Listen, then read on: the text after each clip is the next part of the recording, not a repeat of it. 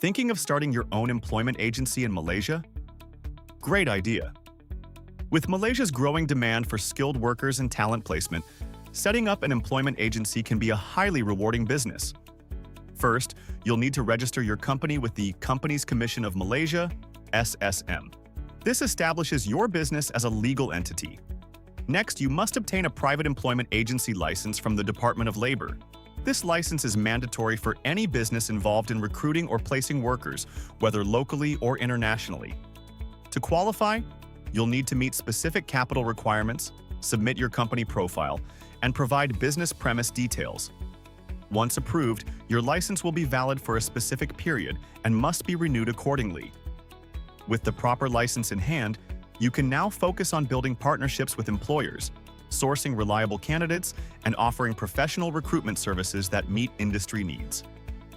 Setting up an employment agency may sound complex, but don't worry. 3E Accounting Malaysia can guide you through every step, from company registration to license application and compliance matters. Visit 3E Accounting Malaysia today to learn how we can help you start your employment agency business in Malaysia, the smart, compliant, and successful way.